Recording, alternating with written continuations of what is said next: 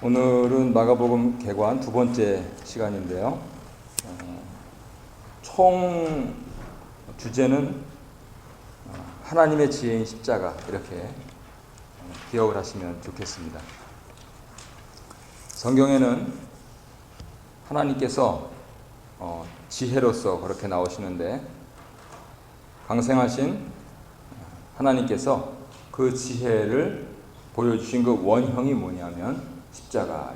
그래서 십자가를 이해를 못하면 하나님의 지혜가 뭔지도 모르고 하나님에 대해서 가까이 갈 수가 없습니다. 나는 가까이 가려고 하는데 방향이 달라서 멀어지는 것이죠. 그래서 마가복음에서 지금 그 내용들을 어떻게 잘 우리에게 전하여주고 있는가 하는 것을 이렇게 단락별로 모두 7부분으로 나눠서 정리를 해봤습니다. 첫 번째 보시면은 마가복음이 기록될 그 당시는 로마에서 네로 황제 치하에서 큰 학살이 자행되고 산채로 불태워지거나 사자밥이 되거나 하는 그러한 일, 그리고 무엇보다 중요한 것은 교회의 1세대, 여기 그 인물의 두 번째 줄에 교회의 중요한 두 인물 그러는데 바로 베드로 그리고 바울 두 사도시죠. 그분들이 처형되면서 순교하심. 그래서 1세대가 끝이 나고 그 다음 세대, 그 다음 세대로 이제 영적으로는 새 시대인데 육적으로는 몹시 참담한 순교와 핍박, 학살과 살육이 있는 그러한 시대였습니다. 그랬을 때 이 마가복음 작은 복음서가 등장했던 것이죠. 그래서 이 복음서를 통해서 말씀하고 싶었던 것은 더구나 로마라고 하는 세계 제1의 도시에서 가장 세상에서 잘 살고 높이 올라가고 그리고 영예롭게 된다는 그런 컨셉, 그 컨셉하고는 상반되는 그리스도의 길, 그리고 그 그리스도를 따르는 제자의 길, 그것을 오늘 유인물에는 메시아직의 본질이라고 그렇게 정리를 해 두고 있는 것입니다.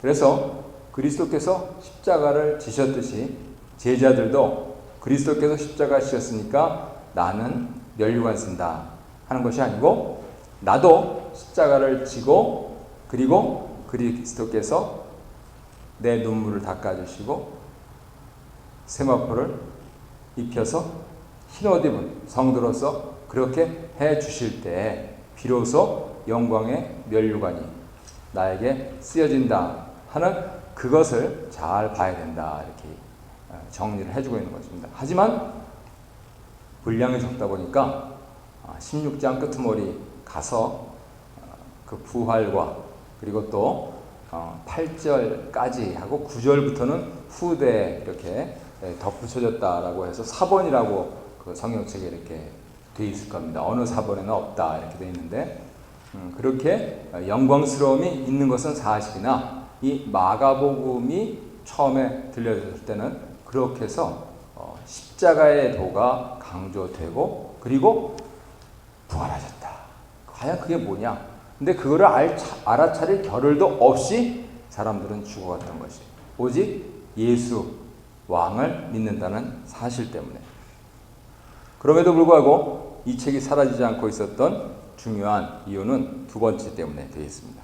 마가는 타고난 그러한 이야기뿐이다, 이렇게 정리가 되는 것이죠. 왜냐하면 한번 책을 잡으면 놓을 수가 없다. 우리 장권사님 빌려주셔서 부인학회인 우리 이어령 교수님, 읽고 나니까 참 모시고 싶더라고요. 그래서 한번 제가 이거를 이제 오늘 돌려드리면서 이어령 교수는 어떻게 한번 가을쯤에 한번 모셔보는데 기도를 시작해, 이렇게 생각이 좀 들었어요. 이렇게 우리 10주년 기념인데 처음에 두레교회 목사님 이렇게 생각하고 있었는데 도대체 이게 홈페이지도 안 열리고 연락도 안 되고 그랬는데, 이야, 이게 그냥 한번 딱 잡으니까 아주 그냥 챕터 넘길 때마다 그냥 눈물로 읽었습니다. 그 칠순노인께서 그렇게 참 가능성은 적죠. 30살 넘어가면 예수 믿기 힘든 가치관이 딱 고정되기 때문에 40 넘어가서 예수 믿는 비율은 전체적으로 8% 미만이 돼요. 근데 70 넘으셔가지고 대학자시면서 장관까지 지내신 분이 그렇게 구구절절히 자기가 하나님께 이렇게 가까이 간 얘기를 쓰는데 막 챕터 넘어갈 때마다 눈물이 나더라고요. 그 신앙 간증이 너무 애절하고 그리고 무엇보다도 문체가요. 아무튼 읽으면은 이게 딱 놓기가 힘들어요. 그런데 마가복음 역시 그렇다는 거예요. 근데 거기 문법적으로 2가지만 말씀을 드립니다. 저희 애들 보고 한글로 기도하라만 큰 아이는 그리고 이렇게 하고 작은 아이는 또한 이렇게 해요. 이제 아무래도 서투니까 그 다음 기도 제목으로 넘어가려면은 그냥 상투적으로 별 생각 없이 그리고 이제 아빠 위해서 기도하고 그리고 엄마에서 기도하고 그리고 그 다음에 동생에서 기도하고 그리고 넘어갔다면 큰일입니다. 왠지 아십니까? 한국으로 넘어가기 때문에 그래요. 한국으로 넘어가면은 이제 이게 복잡해져요. 거기 뭐 이제 할아버지서부터 쭉 이 사촌까지 나와야 되니까. 그래서 이 그리고 나왔다면 이제 작은 애가 키득키득 웃으면서 그만해 이제 이렇게 하거든요. 근데 마가복음도 이게 그리고를 많이 쓰는 거예요. 그래서 그리고 즉시 그리고 다시 해가지고 도합 모두 66번. 예. 16장밖에 안 되는 성경에서 이 접속어를 그리고 즉시 그리고 다시 하면서 그러니까 숨갑게 넘어가는 겁니다. 이 갓난아기들은요 드라마를 안 봅니다. 더구나 이렇게 멜로드라마 이 롱샷으로 한 거 있죠. 자, 레디 큐 하고 거기서 한 2분 3분 넘어가면서 서로 애절한 감정으로 상대를 바라본다. 두 눈에서 눈물이 뚝뚝뚝 떨어진다. 그러다 끌어안는다. 그렇게 될 때까지 2분 걸리는 거 있죠. 이거는 갓난아기들 안 봅니다. 내용을 몰라서 안 보는 게 아니고요. 그거는 전혀 동작의 변화가 없기 때문에 그래요. 갓난아이들은 뭘 봅니까? 광고를 봅니다. 광고를. 그래가지고 5초에서 7초 사이로 계속 장면이 바꿔지는 거예요. 그러니까 단지 30초 스팟 광고를 할 때도 거기에 여러 장면들이 있으면서 메시지를 전달을 하거든요. 근데 마치 과장하자면 마가복음은 그렇게 계속 그 스팟을 바꾸면서 생동감 있게 예수님께서 어떻게 갈릴리에서 사셨는가, 그리고 나서 예수님께서 어떻게 예루살렘에서 십자가 고난을 지셨는가 하는 부분들을 우리에게 빠르게 전개를 해주고 있다는 것이죠. 그러면서 로마에 있는 사람들이니까 조금 또 외국어를 씁니다. 예수님께서는 당시에 아람어를 사용하셨다 이렇게 학자들이 얘기하는데 그 근거가 바로 이 마가복음 때문에 그래요. 우리 나왔던 거 뭐뭐 있죠? 아람어, 달리다, 굼 이런 거 있잖아요. 그래서 예수님은 당시의 평민어인 아람어를 쓰셨다. 그래서 제자들하고 그렇게 갈릴리가 북쪽에 있으니까 저쪽 시리아하고 가깝잖아요. 그래서 그러한 근거를 바로 이 복음서에서 찾고 그리고 예수님이 그렇게 말씀하셨다 해서 결국 이것은 지어낸 이야기가 아니고 전해온 얘기다. 이 전해온 얘기가 구정기록이다 이렇게 어려운 말로 되어 있는데 증인들께서 당신들이 보고 목격하고 생생한 것을 후손들에게 전해주신 것이다 이렇게 말씀을 하는 것입니다. 세 번째로 보면 이 구전 기록의 증인 가운데 가장 공신력 있는 증인이 누구겠습니까? 예수님의 수제자였던 베드로죠.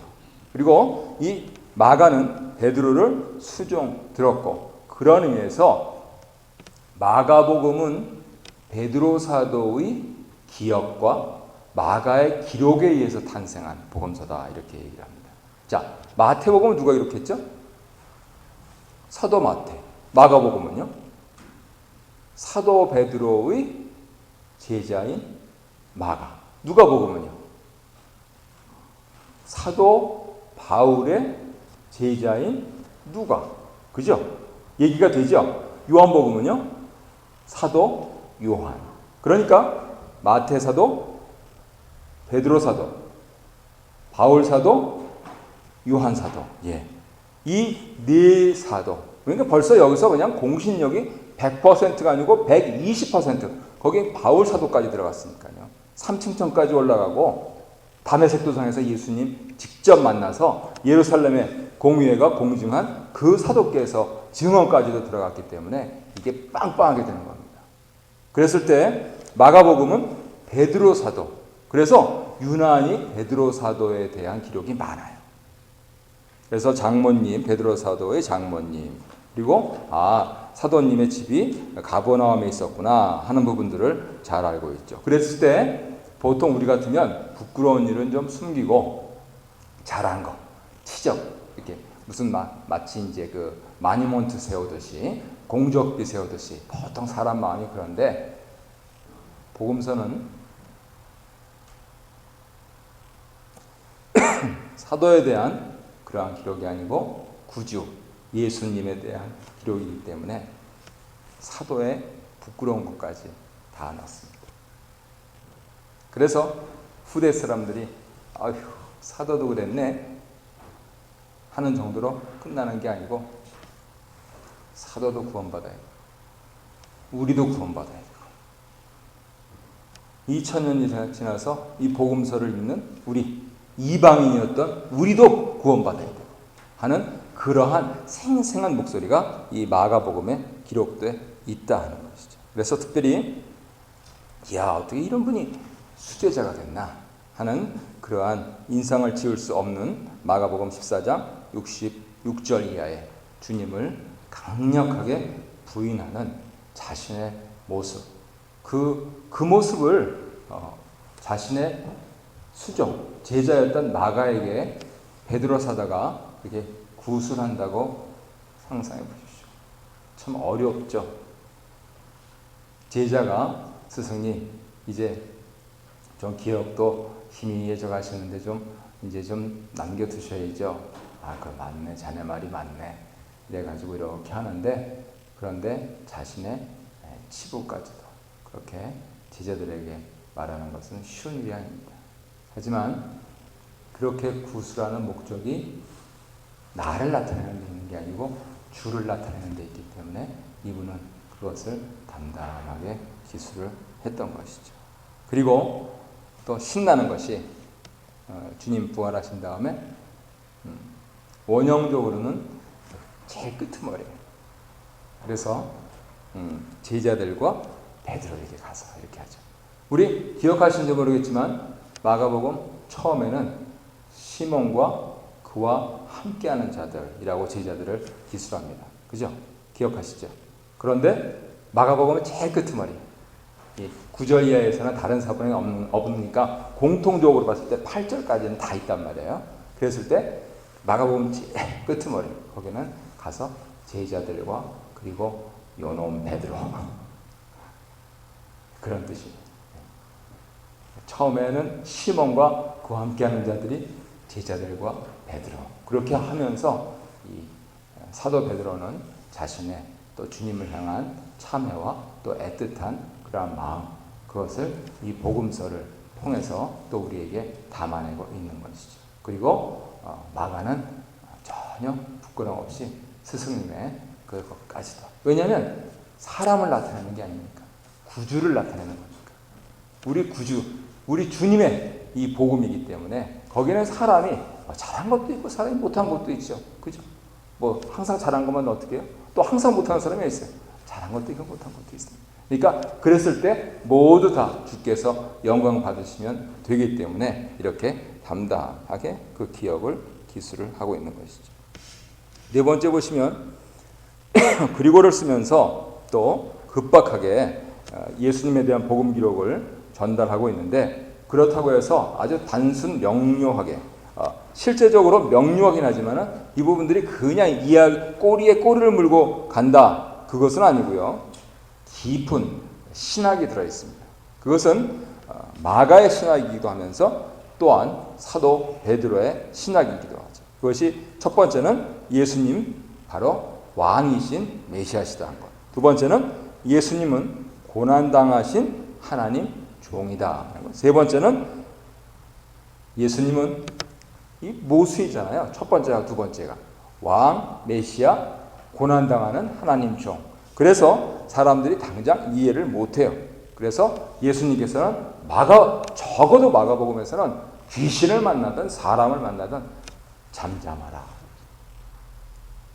가서 제사장에게 가서 하나님께 고하고 그리고 잠잠하라. 이렇게 말씀을 하시는 겁니다. 그래서 마치 정체를 비밀로 유지하시는. 그래서 그 바로 아랫줄에 보면 이것을 메시아의 비밀, 메시아닉 시크릿 이렇게 정리를 해두고 있습니다. 그것은 하나님 나라가 워낙 신비롭기 때문입니다. 로마 사람들이 왕 그러면 투구를 쓰고 빨간 망토를 들고 백마를 타고 빵빠레를 올리고 그리고 사람들을 죽이고 나서 취득한 금은 보화를 들고 사람들에게는 동전을 던지면서 이제 환락의 밤을 보낼 수 있도록 그렇게 하는데 영 딴판으로 십자가에서 처절하게 엘리 엘리 라마 사박다니 하시면서 죽어가는 그 모습은 도저히 같이 연상시킬 수가 없어요. 그래서 사람들이 가정에서 학교에서 심지어는 자기네들의 사원에서 회당에서 배운 그 모습으로는 이 왕이신 예수님을 이해를 못하기 때문에 신비롭게 그리고 비밀로서 간직된다 하는 것을 복음의 특징으로 말씀을 하시고 있는 것입니다. 하지만 지난 시간에 말씀드렸듯이 단지 환호하는 군중들과 그를 따라다니면서 뭔가 좀 어떻게 얻어볼까 하는 제자들과 그리고 처음부터 예수님을 죽이려고 하는 적대자들 사이에서 예수님은 누구에게 집중하셨습니까? 바로 두 번째에 있는 제자들에게.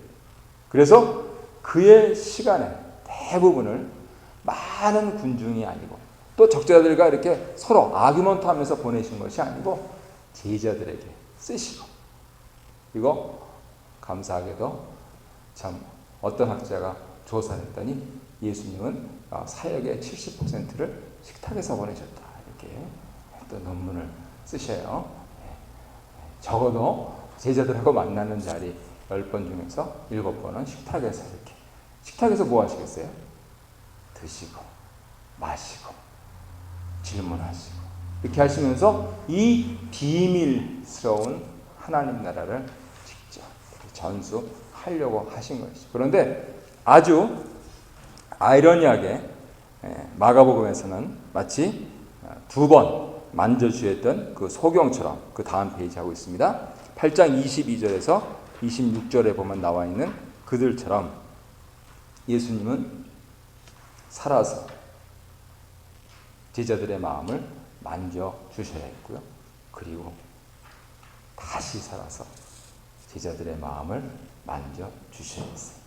그래서 제가 아직도 기억하고 있는 것이 우리 고윤종아 장로님 우리 오셔가지고 목사님들 저 두려 수련원 가서 이렇게 한 10명 세미나 하는데 저는 그게 기억이 안 지워집니다. 누가복음하고 사도행전 연결해서 쭉 아주 그냥 1시간 반 정도 되게 쭉 그거 하나만 가지고 설명을 하시면서 결국 제자들은 그 변화받은 것이 이 예수님 부활하시고 나서 지상에 며칠 동안 계셨어요. 부활하신 후에 40일 하셨어요. 40일 계시는 이 동안에 변화됐다 하는 걸 여러 성경적 정황을 가지고 가르치시죠. 그래서 결론적으로 이 부활 후 40일 특별 강훈련 후 제자들은 이제 사도행전 1장 8절에 있는 가서 기도하고 있으면 성령이 너희에게 오시는데 너희가 성령을 받으면 예루살렘 온 유대야 사마리아 땅까지로 내 증인이라 이 말씀을 하시고 있다. 그래서 부활하신 주님 그러니까 살아서 받은 그 교훈 그것도 모자라서 다시 살아서 제자들에게 교훈하셨다 하는 이 부분들을 마가는 또 기록을 하고 있다는 것이죠. 저는 고은종아 장로님에게 누가복음 사도행전을 통해서 배웠는데 또 마가 신학에서도 그런 부분들을 같이 이렇게 배울 수 있으니까 얼마나 감사한지 모르겠습니다. 다섯 번째로 그렇게 해서 만약에 예수님의 메시아이신 것을 어느 정도 이해하게 됐다면 한 번이 아니고 두 번이라도 좋아요. 3세판일 수 있고요. 그렇게 해서 배울 수 있었다면 바로 그것이 제자들의 길이다. 가정에서 부모님께 밤낮 꼴밥 맞으면서 야 이놈아 왜 맞고 들어오냐 이놈아 가서 너도 때리고 와라 이것부터 시작해서 학교에 가서 60점이면은 종아리 100점이면은 사탕 뭐 이런 것까지요. 네, 군대 가서 또 그냥 같은 전우들 때려 눕히면 또 표창장 받고 또 2박 3일 특방 나오고 네, 이런 것까지 다 하나하나 다 씻어내야 돼요. 그죠? 그런 세상의 때들을 다 씻어내야 되는데 그렇게 해서 예수님의 길이 뭔지 알았니? 하면 그것이 예수님의 길이고 그리고 바로 우리의 길이다. 제자들은 우리의 길이다. 라고 이 복음서는 말씀을 하시고 있다는 것이죠. 그래서 마가복음 8장 34절에 보면 나를 따라오려면 마태복음 16장에 있는 말씀이죠. 자기를 부인하고 무엇을 지고요? 자기 십자가를 지고 이렇게 말씀을 하십니다. 왜 나는 요 모양 요 꼴이냐 이렇게 생각되시면 주님 감사합니다. 내 십자가입니다. 이렇게 하시면 됩니다. 왜 우리 교회는 아직도 이렇게 부흥을 못하냐? 아유 주님 감사합니다. 이것이 제 십자가입니다. 그렇게 생각하면요 사방 천지가 다 감사합니다. 예. 요 모양 요 꼴인데 주님 감사합니다 이러는데 남들 어떤 사람들은 오늘도 장례식 치렀고요. 어떤 사람들은 오늘도 교통사고 났고요. 어떤 사람들은 오늘도 고통 가운데 있고요. 근데 나는 이렇게 수요일에 가스 태울 돈도 주셔서 가스도 태우고 시간도 주셔서 와서 또 똑같은 얼굴 가진 목사인데 똑같은 소리 듣고 그래도 내가 목사 만나러 온 게 아니고 하나님 만나러 와가지고 이렇게 하나님께 예배드리고 갈 수 있다는 거 요 모양 요건인데 감사 조건이 되는 거예요. 그래서 십자가의 길을 가면 승리할 수밖에 없어요. 네로 황제가 산채로 불태워 죽여도 로마 시민들이 열광하면서 사자의 밥이 되어도 십자가의 길을 이해하면은요 감사할 수밖에 없어요. 그러니까 오죽 이해가 안 되니까 로마 군인들이 애는 맡겨 애가 무슨 죄가 있어 그러니까 오늘 나 이방인의 손에서 길리는 것보다 오늘 나하고 천국 가는 게 더 좋아요. 이런 미친 부모들이 어디 있어요.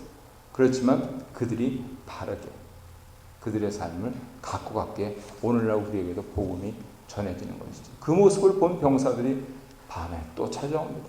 니고데모처럼 어떻게 해야 내가 구원 얻을 수 있습니까? 하면서 이분이 세상 거 다 해보신 분이 결국은 그 밤에 자기의 뺨을 흐르는 그 눈물 속에서 하나님을 발견을 하고 있는 것이죠. 그래서 인생의 본질을 깨닫고 그 인생을 창조하신 하나님의 지혜, 이 십자가를 마가복음은 짧게 그리고 굵게 말씀을 해주시고 있는 것입니다. 그 밑에 있는 6번은 그렇게 해서 마가복음에서 등장하는 주요 구약 성경은 이사야서다 하는 것을 말씀을 드리고 있는 것입니다. 어떻게 해서 이사야서에 있는 출애굽을 했는데 또 출애굽을 하냐? 귀환을 하면 하지. 근데 이것이 예레미야로 이어지면서 새 언약으로서 등장하는 것이 바로 왕이신 그분이 고난을 당하고 그 고난을 당하셨을 때 하나님께서 그를 옳다 인정하신다라고 하는 이사야의 승리의 노래, 이사야서 40장 이후 우리 열린문교회 신동철 목사님도 전공을 하고 있는 그런 파트입니다. 그 내용을 가지고 예수님을 아주 정확하게 설명을 하고 있다는 것이죠. 뭐 참고로 우리 마태 사도는 초반에서 어느 선지자를 제일 많이 인용했습니까?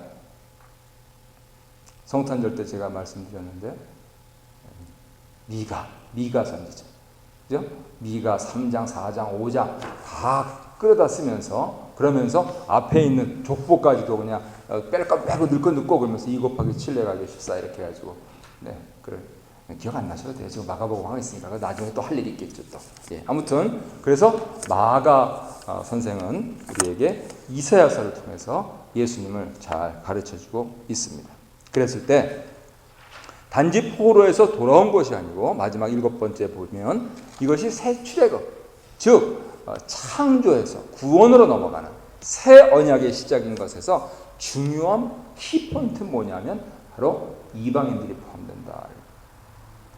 예수님에 와서야 비로소 이방인들에게 특별히 이 마가복음에서는 6장에 헬라인들이 몇이 나와요. 예수님에 대해서 궁금해하는 헬라인들이 아주 유일하게 그렇게 나오는데, 그런데 이미 하나님은 구약에서 이방인에 대한 지독한 관심을 군데군데 말씀을 하시고 있다 하는 것을 이 마가 선생이 다시 한번 일깨워주고 있는 거예요. 그러니까 이방인이 아니고요, 사마리아인들, 심지어는 갈릴리 사람들, 심지어는 같은 유다에 살고 있는 여자들, 아이들, 노약자들, 이런 사람들에 대해서 차별적인 그러한 우월의식을 갖고 있었던 유대인 남성 예루살렘에 있는 지도층 인사들에 대해서 그냥 그들의 편견과 그들의 차별을 그냥 깨버리시는 거죠. 더구나 세상에 권력적으로 계급을 만들어 놓고 부유층이니 가난한 층이니 무슨 귀족이니 평민이니 원로원이니 무슨 호민관이니 하면서 복잡다단하게 구조를 형성해 놓고 있는 이 로마 속에서 우리가 믿는 구주님은 그런 분이 아니시다. 유대인이셨던 그분은 이방인을 위해서 죽으셨다. 심지어는 그분은 살아계셨을 때 그렇게 말씀하셨다. 너희들이 한 번도 본 적은 없을지 모르지만 저 예루살렘에 있었던 그 성전에서 내 집은 만민, 이방인을 포함하는 이사 전통에 따라서 이방인을 포함하는 모든 사람이 와서 기도하는 집이다. 이렇게 말씀하셨다. 그러니까 이제 너희도 오라. 장애인이면 어떠냐? 정신병자면 어떠냐? 조금 근심되는 거는 요즘 윤리적으로 따지면 동성애자면 어떠냐? 그건 좀 그렇죠? 그죠? 우리 한인교회에서는 좀 말하기가 좀 힘들어요, 그게. 예. 그런데 우리는 몸을 갖고 있어서 주님, 그거는 우리 교회 사명은 좀 힘들어요. 솔직히 말씀드려야죠. 어떻게 하겠어요? 우리 교회 사명은 그건 아닙니다. 솔직히 말씀드려야죠. 그런데 우리가 믿는 구주님은 그런 것을 전혀 차별 안 하시는 분이시다. 교회에는 이런 교회도 있고 저런 교회도 있다. 그러니까 구주 예수 그리스도를 믿는 교회를, 내게 맞는 교회를 가서 그 구주를 믿고 구원을 받아라 하는 그 얘기를 할 수가 있는 것이죠. 그래서 정리하자면 이 마가복음 속에서 마가 선생님은 하나님께서 어떻게 지혜롭게 세상을 구원하셨는가, 사람들이 상상하는 그러한 가서 깨부수고 그래서 남의 걸 뺏고 그래가지고 번쩍번쩍 빛나는 그런 식으로 안 하시고 뻘거벗겨서 십자가에서 처절하게 죽임을 당하면서, 하지만 그것까지 사람은 할 수 있지만 그것을 넘어서는 다시 살아서까지라도 제자들에게 또 가르쳐 주시는 그분의 그 모습을 통해서 이 십자가만이 인류를 구원하는 길이다. 지금 당신들 앞에 화형이 있냐, 당신들 앞에 도살형이 있냐, 걱정하지 마라. 우리가 부활하면 그분께 다시 가르침을 받을 것이다 라고 하는 그 희망의 메시지를 던져주고 있는 것입니다. 오늘날처럼 잘 먹고 잘 살고 있을 때 잘 생각해 볼 것이, 만약 어려운 점이 내게 오면 나는 어떻게 예수를 믿을까 하는 부분들 곰곰 생각해 보면서, 그거 생각하면 또 그냥 지금 힘들어도 나는 잘 먹고 잘 살고 있지. 그러니까 하나님께 또 감사, 하나님께 영광을. 그래서 이 어려운 것을 불평하지 않고 이 어려운 것을 능히 이기게 하실 하나님만, 그리고 예수 그리스도만 의지하면서 다시 승리의 소망을 갖고 있을 수 있다 하는 것을 이 복음이 전해주고 있는 것입니다. 남은 3일 동안에 또 조금 아프고 힘든 일이 있으시더라도 승리하시고 주일날 하나님께